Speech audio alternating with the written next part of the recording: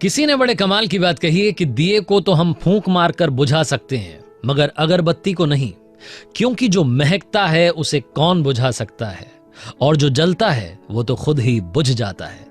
Hi guys, my FM से मैं हूं आरजे कार्तिक। एक छोटी सी कहानी। ये कहानी एक ऐसी महिला की जो रोजाना मंदिर जाया करती थी, चाहे वो अपने घर पर रहें, किसी और शहर में जाएं, विदेश चली जाएं, लेकिन मंदिर ढूंढ करके वहां जाकर के प्रार्थना जरूर करती थी। उनका डेली रूटीन था।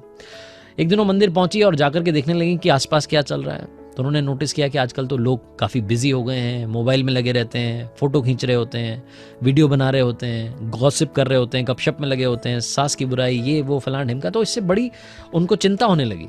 2-3 दिन तक वो ये बात को ज़्यादा नोटिस करने लगी। तो जाकर के पुजारी जी से पूछा कि एक बात बताइए पंडित जी, यहाँ मंदिर में इतने सारे भक्त आते हैं और ये सारे यहाँ आकर के पाखंड करते हैं, दिखावा करते हैं, पूजा कम करते हैं, भक्ति कम करते हैं, दिखावा ज़्यादा करते हैं, यहाँ आकर के फोटो डाल देते हैं, सोशल मीडिया पर बता देते हैं कि मंदिर आ गया हूँ। ये चल क्या रहा है? मतलब मुझे तो समझ में नहीं आ रहा है।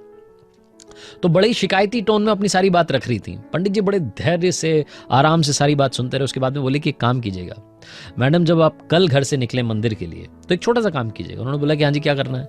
बोले एक लोटे में जल लीजिएगा, उस लोटे को ऊपर तक भर लीजिएगा और कोशिश कीजिएगा कि पानी छलके ना। आप घर से वो जल लेकर के लोटे में मंदिर आइएगा। मंदिर आने के बाद में 3 बार परिक्रमा कीजिएगा। उसके बाद में मुझसे आकर के बात करना, फिर मैं आपको सोल्यूशन दूंगा कि आपकी इस समस्या का समाधान क्या है।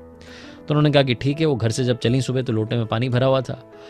ध्यान उनका सारा लोटे पर था कि पानी ना छलक जाए। मंदिर तक आई। मंदिर आकर के उन्होंने चुपचाप परिक्रमा की। 3 बार परिक्रमा करने के बाद में पंडित जी के पास गई और जाकर के बोली कि बताइए क्या बात है, क्या समस्या का समाधान आप देने वाले? तो पंडित जी ने उनसे कुछ सवाल किए। उन्होंने बोला कि एक बात बताइए, क्या आज आपने किसी को मोबाइल चलाते हुए देखा? क्या आज आपने किसी को फोटो क्लिक करते हुए, वीडियो बनाते हुए देखा? क्या आज आपने किसी को देखा कि कोई सास की बुराई कर रहा है, कोई बहू की बुराई कर रहा है? क्या आज आपने किसी को गॉसिप करते हुए देखा? तो जो मैडम थी उन्होंने बोला कि नहीं, आज तो मैंने किसी को कुछ नहीं देखा, आज तो मेरा सारा ध्यान इस तरफ था, पानी पर।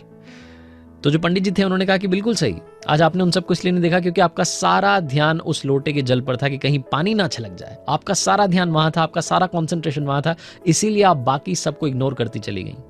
यही तो मैं आपसे कहना चाह रहा हूं कि आप जब भी मंदिर आएं, आप अपना ध्यान अपनी जगह पर लगाएं। आप अपना ध्यान, कंसंट्रेशन जो है सारा का सारा ईश्वर की भक्ति में लगाएं, सर्वशक्तिमान की पूजा में लगाएं। आपको ये पाखंड दिखना बंद हो जाएगा।